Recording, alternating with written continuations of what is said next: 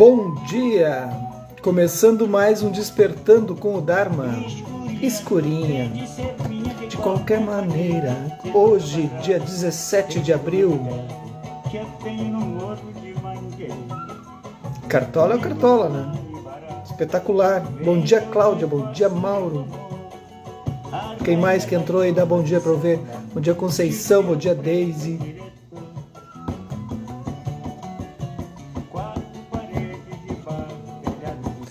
Bom dia, Amanda. Bom dia, Aparecida. Semana que vem estarei aí pelas tuas terras, Cláudia, Minas Gerais. Bom dia, Ana Karenina. Vou para inaugurar uma UTI que nós projetamos lá em Itabirito, naquela região próxima a Ouro Preto ali. A gente está fazendo obras em Mariana, Itabirito, Aimorés, Resplendor, 4 hospitais em Minas. E aí a gente vai lá inaugurar e lançar o prédio de ampliação do hospital. Eu não lembro de onde é que tu é, Cláudio. Lembro que é de Minas.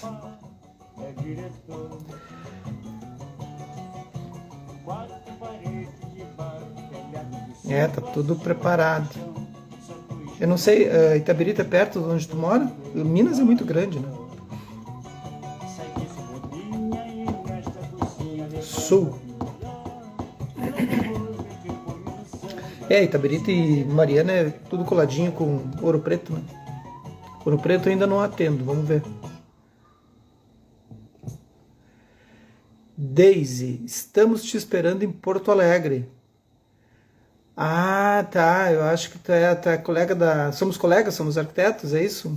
Tu é da turma da Marta Pete, é isso? Vamos marcar, conversei com ela, vamos fazer uma fala aí, sim, com certeza. Tô empolgado, a Marta é maravilhosa, né? Bom dia, Cláudia. Tô só aguardando a data. Isso, que legal, Daisy, seja bem-vindo. Tô só aguardando a data para maio, agora esse mês eu já não tenho mais agenda. Bom dia, Ana Tereza, bom dia, Terroir do Brasil. Aí sim, né? Bom dia, Deni. Vamos lá, gente. Que legal, Daisy. Vamos fazer uma fala em Porto Alegre aí, sim. Quero muito. E agora para maio, vamos ver uma data aí. E aí vou a Porto para a gente conversar. Vamos lá, então, notícias da paróquia. Bom dia, Eliana. Essa semana, então, daqui a pouquinho eu dou aula, 7h15, para um grupo fechado de Mindfulness. São 8 semanas, estamos na 7ª semana. O pessoal do Hospital Ouro Branco de Teutônia, todos os colaboradores me chamaram, 22, 23 pessoas, disseram, vem, né, para trabalhar a mente dessa galera aqui. E aí fiz um curso de formação para eles, para os colaboradores. Pensa que legal isso, né? Uma super iniciativa bacana do Hospital Ouro Branco de Teutônia. Não precisaria ser eu, poderia ser qualquer outro, mas eu acho muito legal isso. Porque eles trazerem isso para os seus colaboradores, né, de cada setor, assim, né, do hospital, e aí eles vão disseminar isso, né, o Mindfulness dentro dos setores, para os pacientes, para os funcionários, né, ou eles mesmos, né, vão trabalhar isso pessoalmente. Acho muito para frente, assim, uma iniciativa do Ouro Branco, primeiro hospital da região que faz isso, uma formação completa de 8 semanas. Primeiro hospital do Vale, pensa. Acho muito legal. Bom dia, Rosângela. E aí isso vale para qualquer outro hospital, se quiserem fazer. Eu não divulgo muito porque realmente a minha agenda ela é muito complicada. Mas eu não consigo recusar convites, né? É um problema. Sugestão, semana do dia 13/5. Tá? Vou olhar, depois a gente conversa. E aí, nós estamos também, na sexta-feira, a gente está trabalhando Yoga dos Sonhos, né? Depois da manhã a gente tem aula do grupo fechado também, Yoga dos Sonhos, que é trabalhando esse ano todo sobre o Yoga, né? Tibetano dos Sonhos. Que seriam práticas de meditação, né? Tá? Yoga nesse sentido. Mas a gente está aqui, ó, finalizando esse livro. Continuem dando dicas aí, uma galera deu dicas aí, a Feitura Fina deu 4 livros, 2 a gente já leu, os outros 2 eu estou avaliando. Roberta já deu dica também para o próximo livro. E a gente está finalizando o Karma com o Traleg, editora Lúcida Letra. Bom dia, Ângela. Tá? Feito as dicas. Deem dicas, gente, de livro mesmo, budistas, né? Ou que tem uma pegada assim budista. Não precisa ser necessariamente totalmente budista. Bom dia, Grazi. Página 170. Ao realizar as coisas dessa maneira, vemos com muito mais clareza as várias coisas que podemos fazer para continuar a melhorar a nossa situação. Abrir mão daquilo que não podemos obter gera um karma muito positivo. Olha isso, gente. Quando é que a gente abre mão daquilo que a gente não pode obter? A gente sempre quer, né? A gente é muito mimadinho. Mimadinho. A gente não abre mão, a gente quer porque quer. Né? Bom dia, Raquel. Há uma resposta cumulativa imediata, já que não estamos mais simplesmente pensando em evitar atos que resultam em karma negativo, mas sim gerando bom karma, que tem o poder de diminuir o karma negativo quase que automaticamente. É muito difícil abrir mão daquilo que a gente não consegue obter, né? Ou de algo que a gente perdeu, ou uma relação, ou algo, né? Pode ser negócios, qualquer coisa, pense em algo assim. Como é difícil, né, a gente tentar entender isso, assim. E isso, para mim, é um grande problema, assim, sempre foi um trabalho de muita prática, assim, acho que para todo mundo, né. E uma das coisas que funciona para mim é entender, é tomar refúgio. Já comentei isso com vocês, eu tomo refúgio no Buda, no Dharma, na Sangha. E aí como eu tenho iniciação em várias áreas de Vajrayana, de Tantrayana, eu tomo refúgio em alguns idãs, assim, algumas deidades, né? Então eu tomo refúgio, como sou iniciado em Tara, né? Tomo refúgio em Tara, né? Essa versão feminina, assim. Porque as versões femininas sempre me atraíram, sempre foram relações que eu tenho, assim, muito mais tranquila com o feminino. Então eu tomo refúgio em Tara, Tara vermelha, né? Em Tara de modo geral. E a Tara é removedora de obstáculos, né? Então, quando eu não consigo entender por que algo não consigo obter, seja qualquer coisa, assim, ou porque há uma perda, uma relação, um negócio, uma relação pessoal, qualquer coisa, gente. Pensem assim, qualquer coisa. Aí eu tomo refúgio em Tara. Pô, eu não estou entendendo, mas confio. Tá aí, né? E a gente solta assim. É muito interessante. Só que Tara, quando a gente toma refúgio, gente, ou toma refúgio no Buda, né? Tu não toma refúgio num ser, não é um santo, não é uma coisa assim como é na religião católica, assim, é algo que tem dentro, entende? Tem uma removedora de obstáculos que tem dentro da gente que é lúcida e que a gente não percebe. Então a gente ilumina aquele lugar para lembrar que nós temos o estado búdico. É uma iluminação do lugar, é uma lembrança de ir em direção à nossa mente prístina, é Rikpa, mente natural. Quando começamos a pensar sobre as coisas de forma positiva, os hábitos que atraímos não são hábitos que se estabelecem no sentido estrito da palavra. Bom dia, Grácia.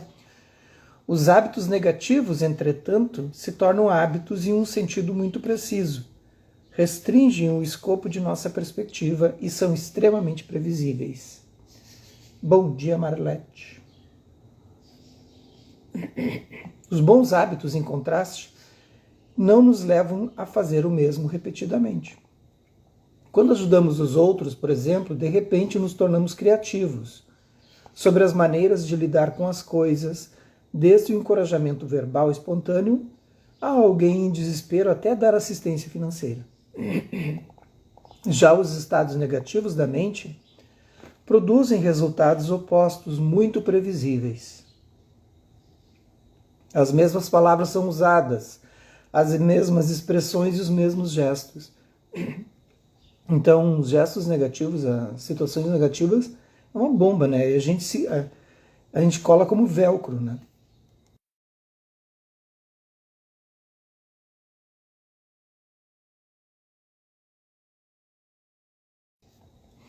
É como um velcro, assim, o negativo sempre cola mais fácil do que o positivo, né? todos já sabem o que será dito. Então, quando a gente vai explodir, né, a gente já olha para aquela pessoa, a gente já sabe, né, quando as palavras que vêm né, vomita pela boca. Quando estamos em um estado de espírito positivo e com postura positiva, queremos interagir. E então nos conectamos e atuamos onde for necessário. Então, o que ele está querendo dizer aqui, bom dia, Carla, os aspectos positivos do karma positivo é muito mais criativo. Porque tu tem muito mais, tu interage muito mais. O negativo é um escape único, assim, ele vai só para um lugar, né? Ele só tem uma direção. O criativo não, né? O positivo não, ele é super criativo. Então a gente tem que preferir o positivo, né? Parece bobagem dizer isso, mas não é, né? Porque muita gente se abastece, se alimenta do negativo. Se movimenta assim. É o que lhe dá força. Bom dia, Lu.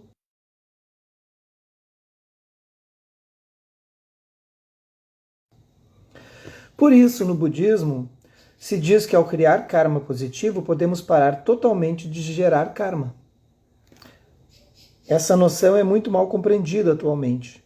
As pessoas não conseguem compreender as diferentes qualidades do karma negativo e do karma positivo, pensando que se nos habituarmos ao karma positivo em vez do negativo, isso ainda equivale a um padrão de hábito.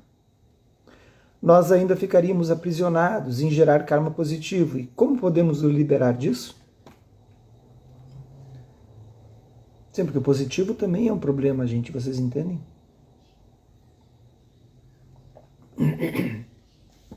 O positivo, muitas vezes já comentei aqui, mas sempre tem gente nova, o mindset, para quem gosta mais dessa área mais moderna, e o budismo é arcaico, né, a raiz, é o mindset fixo. Então, por que eu vou mudar se isso aqui está funcionando? E aí o mindset de crescimento, ele tem um movimento muito mais criativo. Não, eu vou romper com essa estrutura e vou criar mais ligações. E essas ligações fazem com que eu me movimente. As pessoas gostando ou não. Então o mindset fixo, a pessoa fica aprisionada num contexto de eu preciso ser bonzinho para que gostem de mim.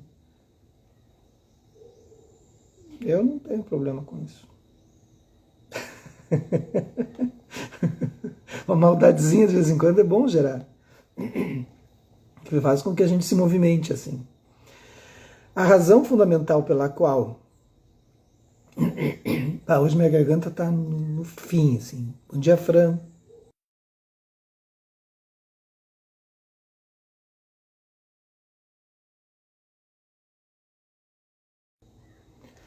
A razão fundamental pela qual isso pode ser feito é porque o karma positivo, quando criado de maneira certa, não forma hábitos.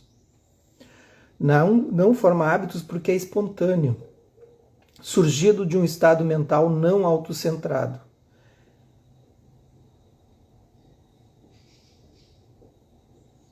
Então eu acho que quando ele está falando isso, ele está querendo dizer que ele não surge do sexto sentido. Nosso sexto sentido é a mente, né? Tá? Não surge do sexto sentido. Ele parte direto, assim. Ele ultrapassa essa versão do ego.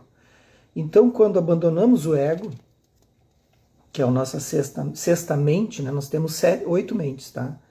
A sexta, os 5 primeiros são os 5 sentidos físicos, em que a gente capta as consciências, né, desses sentidos, das formas, né, do mundo. Nós temos a interpretação que é feita pela mente, mas ela interpreta não porque ela tem todos os mecanismos, ela interpreta através da sétima e da oitava. A oitava é o depósito, assim, sabe? E a sétima ela é discriminativa. Então ela faz umas interferências entre a oitava e a sexta. Um leve trás, assim, de alguma forma. Mas ela não é só leve trás porque ela interrompe também. Ela interrompe o processo da sexta. E a sexta é o que a gente chamaria de ego, né? Basicamente a gente vive nessa superfície da sexta, assim, infelizmente. A gente não se conecta muito com as outras consciências porque nós estamos muito autocentrados. O budismo vai fazer com que a gente perceba isso. Não, a meditação budista, né? As práticas de meditação. Que a gente perceba que a gente está autocentrado. E interrompe abandona esse ego. Então, quando abandonamos o ego um pouco e ultrapassamos o pensamento eu, nos tornamos mais abertos e envolvidos com o mundo exterior. Então, quando eu abandono essa visão que eu tenho de mim, né, que é mim, o tempo todo, né, eu consigo olhar para o mundo. De repente o mundo abre, assim. Uma suntuosidade flui nesse tipo de ambiente em vários níveis. Tudo isso está relacionado com o núcleo básico do budismo, que é o problema do ego. Isso sugere que estamos vestindo a armadura do egoísmo. Egoísmo, né? Que nos impede de nos conectarmos com os outros e também com nós mesmos. Então o ego é assim, ó, as frases principais do ser egóico. Eu sou assim. E aí isso gera um impedimento búdico. O que é o impedimento búdico? O impedimento de ver a sua verdadeira natureza.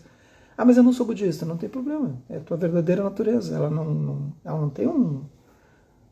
porque Buda é desperto. Né? Búdica é o estado desperto. É o estado despertamente. Buda não é uma pessoa. Né? Então, para quem está entrando agora. Bom dia, Silvia. Buda não é uma pessoa. É aquele que atingiu o estado desperto. Então, nosso estado búdico, nosso estado desperto é essa visão não egóica, de ultrapassar essa corrente, assim. Isso sugere que estamos vestindo a armadura do egoísmo. Em escala mundial, o karma negativo é gerado em abundância. E há uma tremenda dificuldade associada à geração do karma positivo. Por exemplo, em se engajar em ser prestativo e útil, em demonstrar nosso potencial. A ética e a moralidade budistas se baseiam na nossa natureza humana. Nossa natureza humana contém uma potencialidade tremenda, mas raramente explorada. Então, quando... é o que aconteceu, né? A história conta, não é um mito, não é uma lenda, aconteceu. E aí, quando o Buda desperta, ele está na árvore Bodhi lá, e aí ele fica curtindo a vibe, assim, né? Ele vai trocando de árvores, assim, 7 árvores, por 49 dias. Então ele desperta, no amanhecer da estrela matutina. E aí ele tem todo o conhecimento do cosmos, assim, né? Ele desvenda o mistério do mundo, né? Desvenda realmente, assim, tudo. Imagina que a gente está estudando isso há 2.500 anos e tentando compreender o que essa mente maluca compreendeu naquele processo todo de 6 anos. Claro que numa noite é revelado para ele toda a natureza, né, humana e toda a natureza do cosmos, né, do universo. Mas foi uma prática extensiva de 6 anos, né? E de uma vida, né? Muitas vidas, enfim. Mas quando ele desperta, ele se dá conta da grandiosidade e aí ele fica meditando por mais 49 dias, fica naquela vibe, naquela curtição ali. Curtição porque ele realmente estava numa curtição, ele não se dá conta, ele fica assimilando todo aquilo que ele aprendeu. E nisso, bom dia, Cecília. Tá no Japão ainda, Cecília? Como é que tá aí? Já voltou? E aí, ele não quer levantar, ele não quer ir para o mundo falar o que ele viu. Por que eu estou falando isso? Por causa da potencialidade da mente humana. E aí claro que isso é uma questão psíquica, né? Não surgiu Brahma para ele, né? Brahma, o deus Brahma, né? Deus hindu e tal, venerado pelos hindus. Aí ele surge assim na presença do Buda, se ajoelha à sua frente e diz: ó, o venerável que atingiu todos os, né, conhecimento do mundo. Por que tá ainda sentado aí, velho? Essa é a versão moderna, né? Por que tu tá sentado ainda, cara? Mas vamos lá. Aí ele diz: não, as pessoas não vão compreender isso que eu descobri. E aí o Brahma diz: seguinte, ó, tem umas pessoas que só tem um cisquinho no olho, outros estão fechados por lama. Vai tirando esse cisquinho das que tem cisco, ou tem mais uma coisinha ali. Aí o Buda levanta. Aí ele vai ensinar. Aí ele começa a ensinar, aos 35 anos, vai até aos 80 anos ensinando. 80 anos ele morre ensinando. As primeiras palavras dele foi: tudo que é composto é condicionado e impermanente. E quando ele morre, ele diz: todas as coisas são condicionadas, portanto, impermanentes. Que bacana, né? Que morte serena. Então ele vai dizer aqui, ó, devido aos nossos hábitos, fazemos quase todo o possível, exceto aproveitar ao máximo a nossa potencialidade. A gente não aproveita nada da nossa mente, do nosso cérebro. Na verdade, fazemos o contrário, bloqueando o nosso potencial. Como? Com hábitos ruins, com comidas ruins, com fala ruim, com tudo ruim. Quanto mais percorremos esse caminho, mais reprimimos o impulso primitivo do despertar. O budismo Mahayana apresenta esse aspecto no conceito de natureza de Buda. No Mahayana Taratantra, então Mahayana, então veículo do meio, né? O Tantrayana, que é uma forma de visualização, onde a noção é introduzida, se afirma: temos uma urgência para o despertar. Nesse texto, a Sangha Maitreya é considerado o autor, mas foi definitivamente a Sangha que escreveu o texto, deixam claro que mesmo nossa frustração ou sofrimento é um sinal de alerta para a nossa complacência. Portanto, se sentimos dor mental ou espiritual, devemos prestar atenção a esse aviso da mesma forma que cuidamos do nosso corpo. Quando não estamos bem, quando temos dor física aqui e ali, não ignoramos simplesmente pensando: eu posso aguentar a dor. Ao prestar atenção a essas coisas, veremos que elas estão nos consumindo, que não deveríamos ficar assim confortáveis com a nossa situação e que somos capazes de muito mais. Podemos tirar maior proveito da vida do que temos agora. Essa é a mensagem do Mahayana Taratantra. Essas palavras são compridas. Vamos fazer uma prática?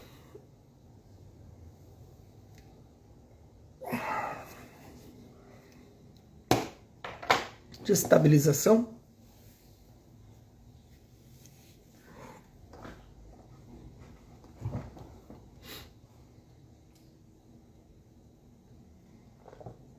Então, escolha uma postura adequada, ideal para hoje, da melhor forma possível, sem cobranças.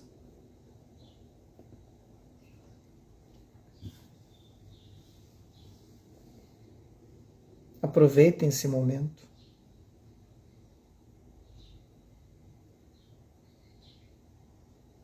Talvez fazendo algumas inspirações profundas pelas narinas e soltando pela boca, num suspiro.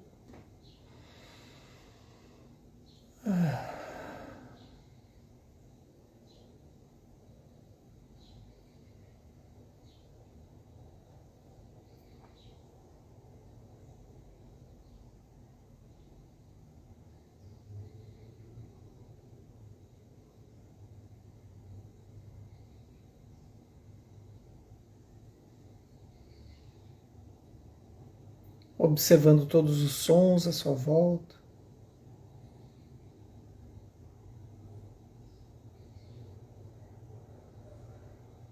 As sensações do corpo.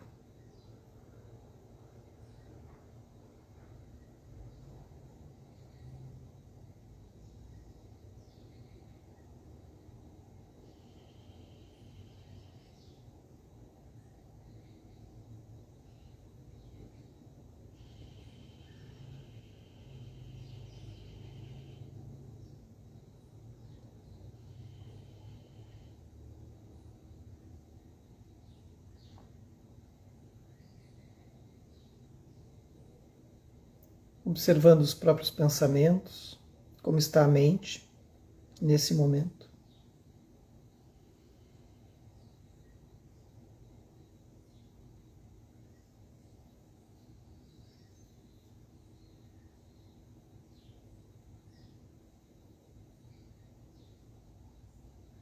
nesse momento, se for confortável, inserindo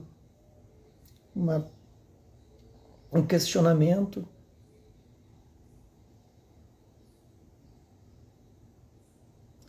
E se eu me livrasse dos meus hábitos e padrões negativos, como eu seria? Se faça essa pergunta mais de uma vez e comece a se imaginar sem esses hábitos, sem esses padrões que lhe congelam, paralisam.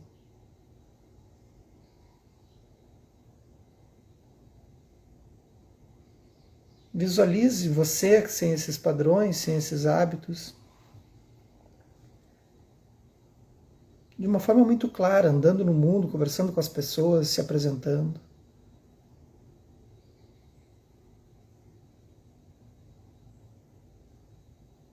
Crie detalhes dessa cena. Quem é de escrever pode até escrever mais tarde sobre isso. Ou apenas visualize você interagindo com as pessoas, com o mundo à sua volta, sem esses padrões.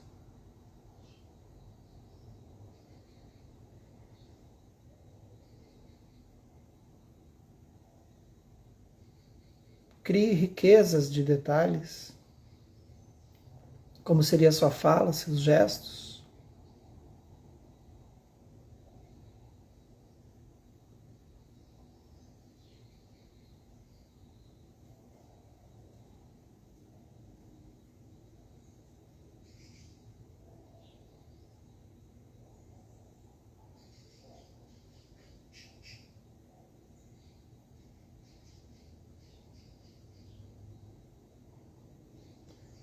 E veja se pode fazer uma pequena mudança para ir de encontro a esta visão. Que os méritos desse nosso encontro, dessa nossa prática se expandem e toquem a todos, todas, todos e que nós possamos nos tornar um caminho iluminado. Um bom dia e até amanhã, que amanhã é quinta-feira. Até amanhã, quinta-feira.